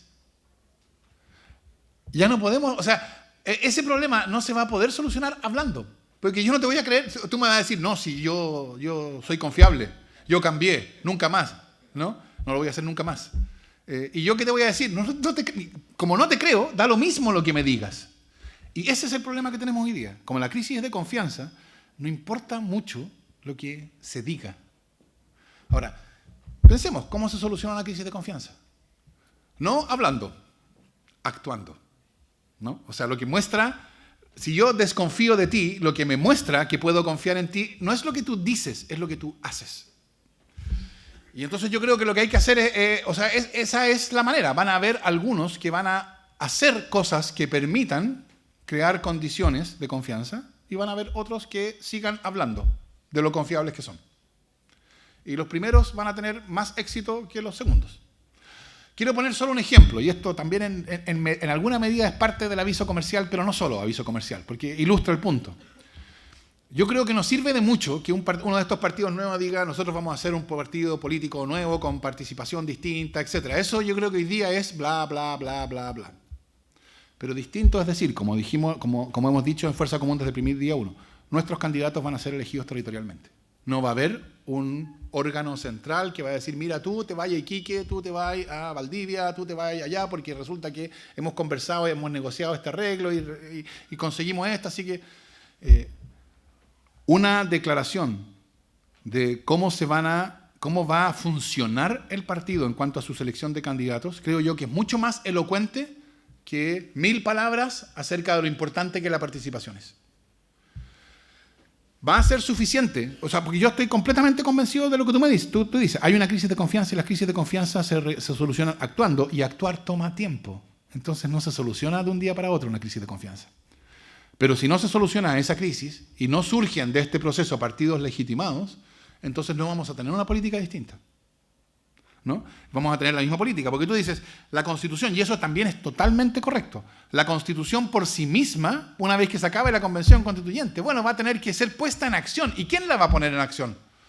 Bueno, la política que venga después, porque después de la nueva Constitución va a seguir habiendo política, ¿no? Va a seguir habiendo gente que cree que es mejor expandir el mercado de los derechos sociales, y gente que cree que es mejor, o que creemos que es mejor ampliar derechos sociales. Va a seguir a gente que cree que es mejor bajarle los impuestos a los ricos para que produzcan más, y otros que creen que es mejor tener un sistema tributario más justo. En fin, todo eso que conocemos, va a seguir habiendo quienes crean que es mejor precarizar más la relación laboral y quienes creen que es mejor fortalecer la negociación colectiva. Todo eso va a seguir existiendo. Y la pregunta es, ¿cómo todas estas cuestiones se van a solucionar? Algunas se van a solucionar en la Constitución, pero no todas, y quizá no las más importantes, porque las más importantes dependen de cómo se desarrollan las instituciones, el sistema educacional, el sistema de salud, en fin, las relaciones laborales, etc. Y eso va a depender de la política. Ahora,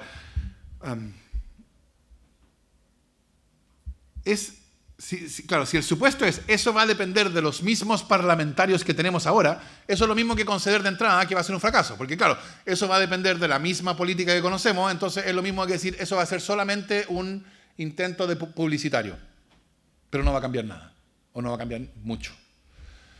Si eso es así, yo diría, por lo que dije antes, ¿no? Si la política del día después de la nueva Constitución sigue siendo la misma política que conocemos, tendremos entonces que decir el proceso constituyente no resultó. Lo que yo espero, porque yo creo que sí puede producirlo, es que el proceso constituyente sea un éxito, que lleve a una nueva constitución, y entonces que va a haber un parlamento, pero no va a ser este mismo parlamento, porque va a ser un parlamento que va a empezar a ser distinto. Por último, una cosa sobre el plebiscito de salida. Es verdad que sí, o sea, hay una pregunta abierta sobre cómo va a operar en los hechos la regla de los 2/3 desde una hoja en blanco. Que sea desde una hoja en blanco nos garantiza que ese proyecto que va a salir de esa convención no va a tener trampas. Por una razón muy simple, la verdad. Piensen ustedes bajo qué condiciones uno anticiparía que las reglas de un juego van a ser reglas tramposas que benefician a un equipo. Respuesta obvia. Bueno, si las reglas del juego son fijadas por ese equipo unilateralmente, entonces lo probable es que sean reglas que lo benefician. ¿Cuál es la mejor garantía de que las reglas no van a tener trampa?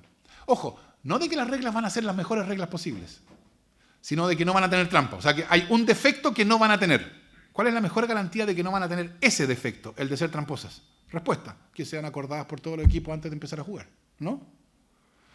Entonces, una constitución que es genuinamente acordada por todos no va a tener trampas. No necesariamente va a ser la mejor constitución concebible, está bien, pero hay un defecto que no va a tener, que es trampas. Y yo creo que eso puede hacer una diferencia considerable en la política por venir.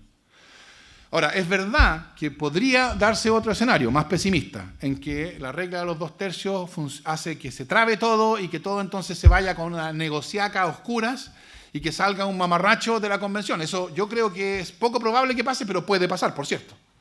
¿Qué va a pasar ahí? Bueno, ese escenario es un escenario en que yo creo que un rechazo o un no en el plebiscito de salida es posible, ¿no? Si con vistas a ese plebiscito el pueblo empieza a ver que la Convención Constitucional se convirtió en una transaca más de la República binominal, ¿no? Y que cambia todo para que nada cambie, como estamos acostumbrados a los 30 años. Si ese es el juicio sobre lo que la Convención está haciendo, entonces hay una probabilidad grande de que le digamos que no al final. Hay gente que cree que esto es una trampa de la derecha, o una trampa pro Constitución del 80. Porque dicen, bueno, la derecha va a ir a producir este efecto a la convención, de modo tal que salga un mamarracho y que sea rechazado el mamarracho, y eso nos va a llevar de vuelta a la Constitución del 80, y así, este es el argumento, así vamos a salvar la Constitución del 80, que va a quedar además legitimada. Yo creo que eso es un error porque no piensa cómo van a ser políticamente las cosas. Pensémoslo con realismo. Va a haber habido. Para que ese escenario ocurra, tiene que ocurrir una serie de cosas antes. Primero tiene que ganar el acuerdo, el apruebo. El contenido del apruebo quiere decir que el pueblo chileno ha rechazado la Constitución vigente y quiere una nueva. Eso quiere decir apruebo.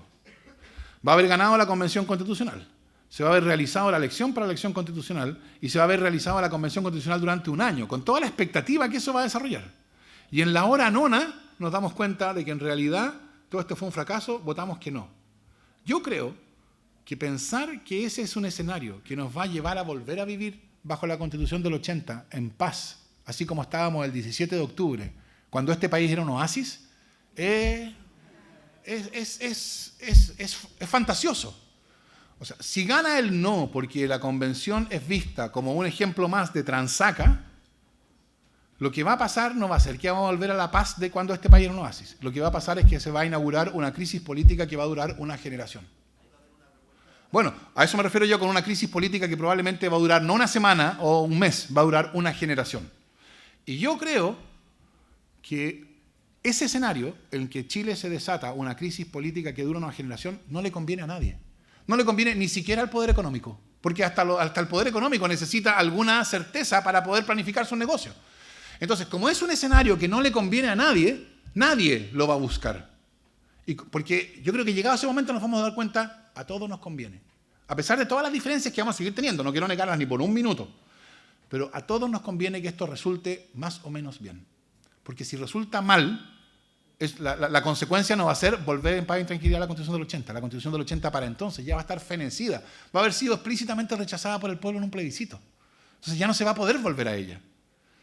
Por consiguiente, si fracasa el proceso constituyente después de eso, eso lo que hay es una crisis mayúscula, que no le va a convenir a nadie. Por lo tanto, yo pensaría, por estas razones, no porque crea que las personas van a ser repentinamente buenas, sino porque creo que ese es un contexto en que desatar esa crisis no va en el interés de nadie.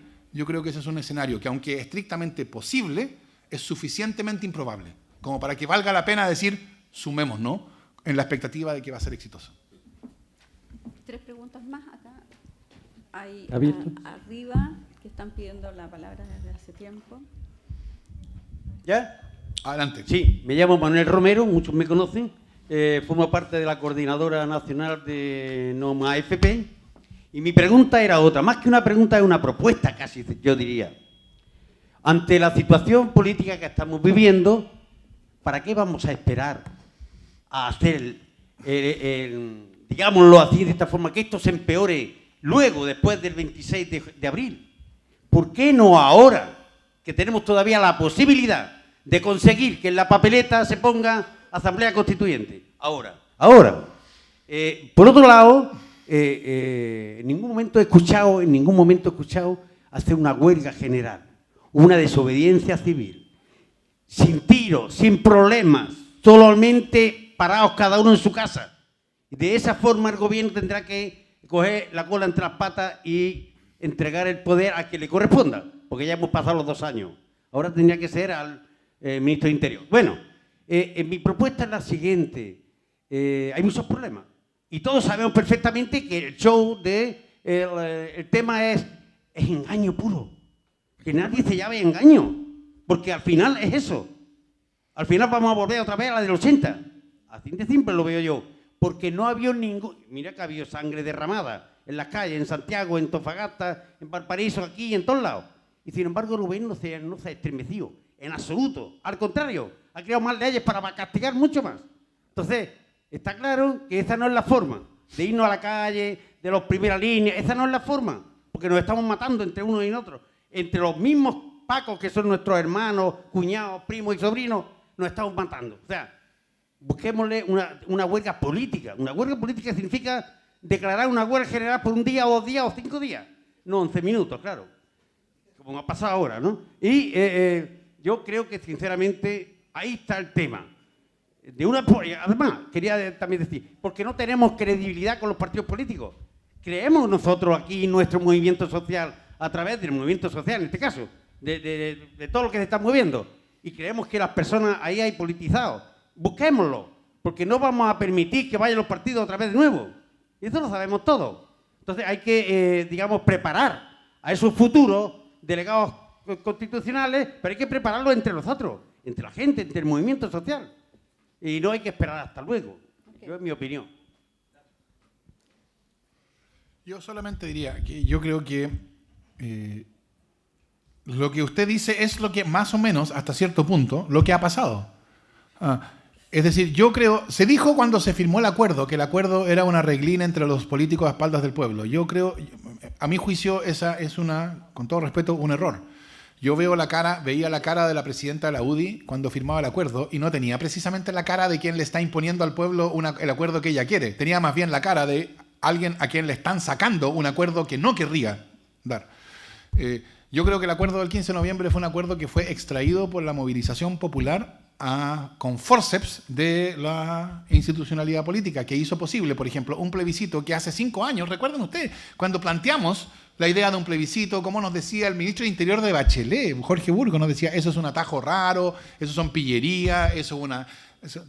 Y ahora todo el mundo está feliz con el plebiscito. O sea, yo creo que cuando usted dice, tenemos que hacer una huelga para lograr que el gobierno esté con la cola entre las piernas, bueno, hasta cierto punto ya se ha avanzado harto en poner la cola entre las piernas, ¿no? Se han tenido que comer su oposición a un plebiscito, han tenido que conceder la posibilidad de una nueva decisión constituyente desde una hoja en blanco, lo cual quiere decir entregar todas las trampas. Todos los cerrojos que protegían la Constitución tramposa se desvanecieron el 15 de noviembre. El plebiscito, la hoja en blanco, esos son los cerrojos. Entonces, hay espacio para avanzar más. Yo creo que la movilización popular que hizo posible el proceso constituyente necesita continuar, por cierto. Y adquirir formas mayores de coordinación y articulación. En eso yo estoy completamente de acuerdo. Acá, la última. Hola, mi nombre es Luis. Acá. Y quería, bueno, en verdad varias preguntas que tenía ya han sido respondidas y en verdad quería pedirle más que nada su apreciación personal sobre que si es necesario mantener en nuestra nueva constitución que se quiere escribir el Tribunal Constitucional, si es que es necesario mantenerlo o eliminarlo, porque es un órgano que, bueno, de partida no lo elegimos, y si no, ¿dónde radicaría esa competencia? A ver, hay parte de la respuesta completa a esa pregunta empieza a hacerse crecientemente técnica, ¿no? Y tiene que ver con la discusión que está habiendo en Chile y en el mundo sobre la jurisdicción constitucional, etc. Y esta es una discusión larga, antigua, importante.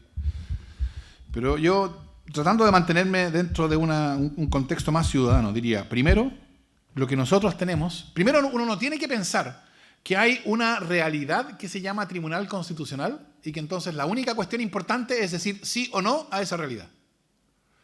¿Por qué digo esto? Porque las posibilidades que asuma, digamos, la forma en que exista algo que se llame Tribunal Constitucional puede ser enormemente diversa, con consecuencias enormemente distintas. Lo que tenemos nosotros es un Tribunal Constitucional que fue parte de la Constitución tramposa, fue parte del diseño de incapacitación de la política y por lo tanto es un Tribunal Constitucional que es tóxico para la democracia. Es tóxico para la democracia no por ser un tribunal constitucional. Hay formas de tribunal constitucional que no son tóxicas para la democracia. Por así decirlo, académicamente sigue habiendo discusión si incluso esas formas de tribunal constitucional son problemáticas. Pero hay una diferencia entre un tribunal que es problemático desde el punto de vista democrático y un tribunal que es tóxico, ¿no? O sea, así como hay alimentos que pueden ser problemáticos y alimentos que son tóxicos, esa diferencia existe aquí también. Por lo tanto, ¿qué quiere decir esto? Como el Tribunal Constitucional, como existe hoy día, o sea, tóxico para la democracia, es parte de la Constitución tramposa cuya finalidad era constituir una política con forma democrática pero sin contenido democrático. El Tribunal Constitucional es parte de lo que priva a la política de su contenido democrático. Ese Tribunal Constitucional no va a estar en la nueva Constitución, por la sencilla razón de ¿por qué habría yo de aceptar trampas que me perjudican a mí? No tiene ningún sentido. Digo yo, no por mí, yo personalmente, sino ¿por qué habríamos nosotros, por qué habría cualquier grupo en la convención de aceptar cualquier regla que lo perjudica a ellos? ¿No? Entonces, no va a ser un tribunal tóxico un tribunal tóxico como el que conocemos para la democracia no va a estar en la nueva Constitución. La pregunta entonces es, ¿qué es lo que sí va a haber? Y ahí hay dos posibilidades. Una posibilidad es que la nueva Constitución no contenga nada. por así decirlo, en términos académicos, yo creo que sea una solución perfectamente razonable, y el hecho de que no haya un órgano de control de constitucionalidad de las leyes no creo que sea un problema grave. Eso creo que se puede solucionar de otras maneras, etc.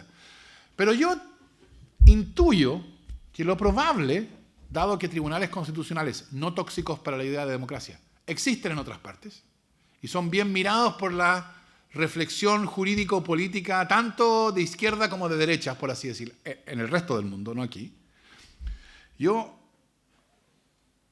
no me sorprendería que la nueva Constitución sí contuviera algo que se llama Tribunal Constitucional, pero que en cuanto a sus competencias, en cuanto a su organización, en cuanto a su integración y en cuanto al modo en que decide, sea considerablemente distinto del que conocemos ahora. Y si es considerablemente distinto del que conocemos ahora, seguirá habiendo una discusión académica sobre si se justifica que haya jurisdicción constitucional, etc. Pero vamos a haber solucionado el problema fundamental que tenemos ahora, que es, tenemos un tribunal tóxico. Hola, mi nombre es Erika Aliaga. La actual Constitución expresa el derecho a vivir en un medio ambiente libre de contaminación. Sin embargo, no es así, pues, lo sabemos de sobra. Porque otro artículo de la misma Constitución que le da la libertad al mercado de hacer lo que quiere y lo que nos tiene en la crisis ambiental es más fuerte que ese artículo que nos dice que podemos vivir, que tenemos el derecho a vivir en un medio ambiente libre de contaminación, porque es más fuerte, porque es más, está por sobre ese. Y cómo debiera expresar la nueva Constitución, cómo debiera ser expresado ese derecho para que de verdad se cumpla, en especial en un contexto de crisis climática que va a determinar, más allá de las voluntades, el bienestar del mundo. Sí.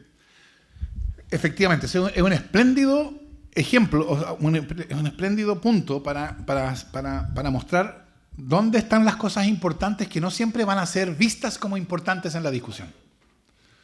Porque efectivamente la Constitución actual asegura a todas las personas, incluidas las personas que viven en las zonas de sacrificio, el derecho a un medio ambiente libre de contaminación. Entonces, y la verdad es que la manera en que está escrito ese derecho, claro, yo podría tener una opinión sobre si uno podría escribirlo mejor, pero la verdad es que el problema no está ahí.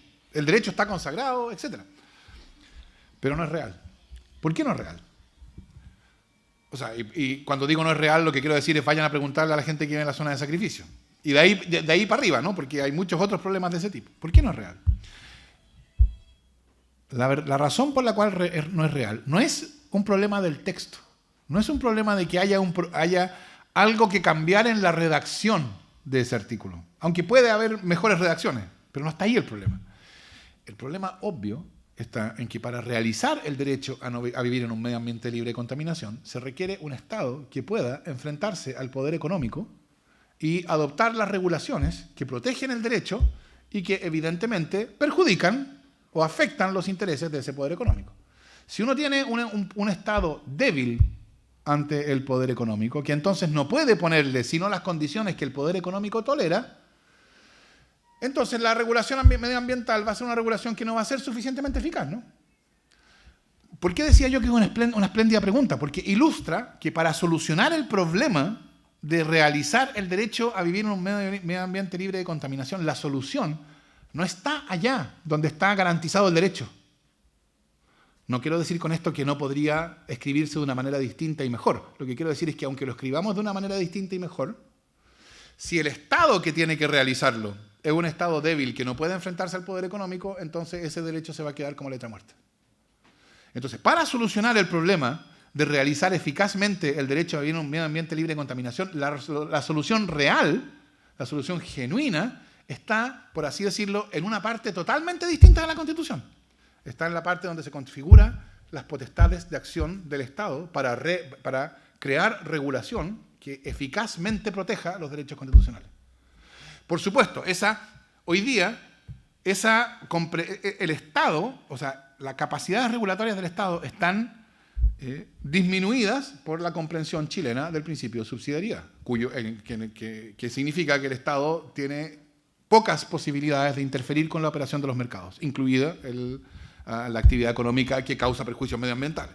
Entonces puede intervenir, pero de modo ineficaz en general, y la consecuencia es violación del derecho a vivir en un medio ambiente libre de contaminación. Yo esperaría, digamos, defendería la idea de que la nueva Constitución debe erradicar completamente la idea de Estado subsidiario, reemplazarla por un Estado social que tiene el deber de realizar derechos y organizar sus potestades de modo que pueda actuar eficazmente para protegerlas. Y yo creo que esa es la manera de enfrentar el problema, no solo del derecho a vivir en un medio ambiente libre de contaminación, sino también del derecho a la educación, del derecho a la seguridad social, del derecho a la vivienda, del derecho a la salud, etc. La última pregunta, por favor. Hola, buenas tardes. Me llamo Jacqueline Tolmo y mi pregunta es la siguiente. Si bien la Constitución no regula de manera directa el sistema de pensiones, como sí lo hace la Ley 20.255, yo creo que la Constitución sí regula la manera en que debe entenderse o las condiciones en cómo se ejerce el derecho. De qué forma y de qué manera la Constitución hace que esto se entienda. Y la otra es, ¿qué tanto es cierto? Que esto se entienda, el derecho a las pensiones. Las pensiones, muchas social. veces se ha visto esto de que la campaña del rechazo ponen de que las pensiones no se van a solucionar en la Constitución, porque esto está apartado en otra ley, pero sí regula la manera en que se entiende en la Constitución, o las condiciones. Y la otra es, ¿qué tanto de cierto tiene la afirmación de que el Tribunal Constitucional pareciera ser una tercera cámara, aparte de la Cámara de Diputados y el Senado? Bien.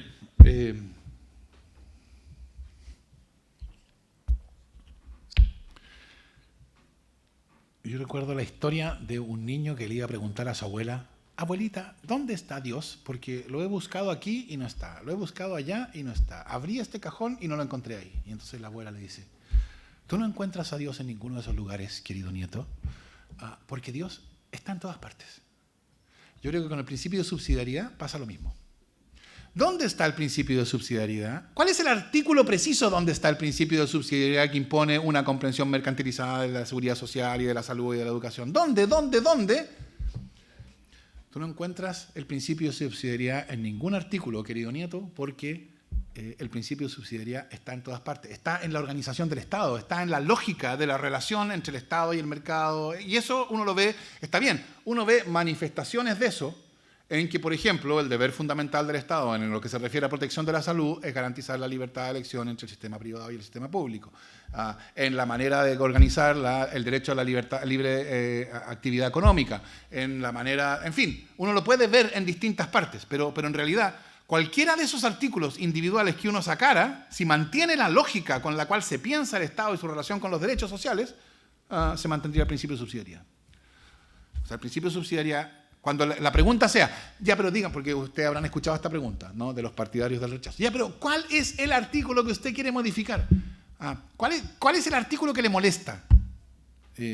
La respuesta es, no, el problema no es un artículo en particular, el problema es la visión sobre el Estado y la política de la Constitución, porque el problema de la Constitución no se reduce al texto, porque la Constitución no es un texto, es una decisión fundamental, y esa decisión está, por así decirlo, detrás del texto. Y por lo tanto se cambia el texto, pero la decisión sigue igual. En seguridad social, o sea, ese argumento, ustedes habrán visto, supongo que a eso te estás refiriendo, entre otras cosas, ¿no? A esa como imagen de WhatsApp, que circulaba por WhatsApp y por las redes sociales de el sistema de pensiones no está en la Constitución porque está en la ley tanto, el sistema de salud no está, el precio de los remedios no está, etcétera. Yo siempre he encontrado que eso es de una sinvergüenzura, perdónenme el lenguaje, increíble. Porque los que dicen eso son los mismos que hace poco tiempo estaban yendo al Tribunal Constitucional para decir que la titularidad sindical era inconstitucional, ¿no? La titularidad sindical significa que la ley protege la negociación colectiva. Y ellos, los mismos, el mismo Andrés Alamand, era el que estaba diciendo la titularidad sindical es inconstitucional. Cuando se reformó el sistema binominal, la UDI entera fue al Tribunal Constitucional para declarar inconstitucional la reforma al sistema binominal. Ellos querían mantener el sistema binominal.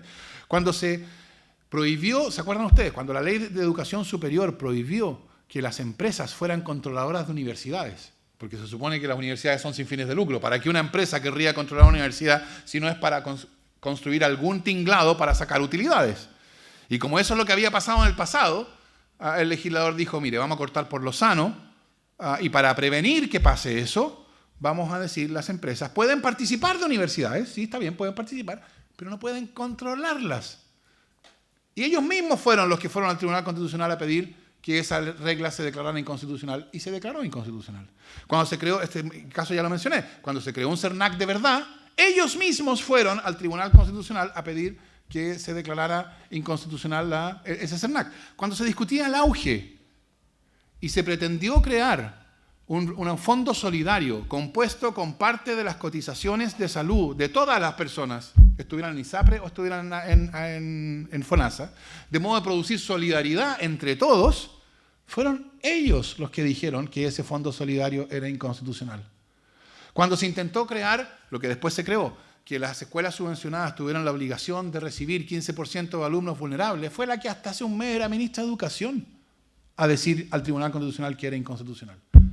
Entonces, la verdad es que la enorme cantidad de cosas que ellos mismos han dicho que son inconstitucionales, que ellos mismos nos vengan a decir, no, pero mire, si pensiones nada, pensiones no, se puede cambiar totalmente el sistema de pensiones con una mera ley. Yo diría, las patitas, porque sabemos que si se intentara eliminar la AFP, serían ellos los primeros que irían al Tribunal Constitucional a obtener que se declarara inconstitucional. Fueron ellos los que fueron al Tribunal Constitucional para pedir, y casi lo lograron, que se declarara inconstitucional la ley de inclusión completa. Si se hubieran salido con la suya, después de toda la discusión que hubo sobre la ley de inclusión entera, respaldada por 4/7 de los votos de senadores y diputados, habría sido inconstitucional. Entonces, que sean ellos los que vienen ahora a decirnos, no, si para reformar los problemas de salud, educación, seguridad social, vivienda, etcétera, etcétera, etcétera, bastan leyes. O sea, yo les diría, por lo menos, preocúpate de que lo que tú dices ahora tenga coherencia con lo que tú has hecho en el pasado y con lo que sabemos que tú vas a hacer en el futuro si esto no resulta. Bien, muchas gracias, Fernando. Sí, no, es que se me quedó la tercera cámara. Yo diría que sí, indudablemente es en los hechos una tercera cámara, y es una cámara de derecha hoy día. Perdón. Yo sé que queremos hacer más preguntas, pero efectivamente por el tema del uso del salón y el horario, la verdad es que tenemos que quedar acá. Y como agradecimiento, la Federación, el presidente de la Federación, Matías González, y la vicepresidenta, Kathleen, que siempre se me olvida el apellido, ellos son los que han trabajado muy arduamente para que esto dé resultado con este éxito que yo estoy viendo ahora. Así que les agradecemos a ellos, un aplauso para la Federación, y les vamos a dar un reconocimiento a Fernando por su venida. Una foto.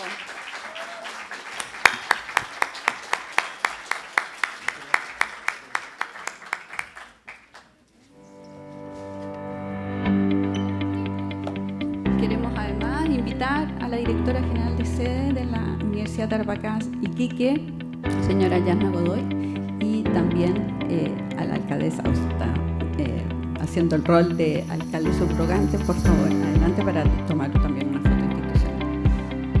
Muchas gracias a todos, y les vamos a estar avisando, es un compromiso nuestro de seguir con estas actividades, y les vamos a estar avisando con anterioridad para que tengamos la misma o más convocatoria que ahora. Muchas gracias.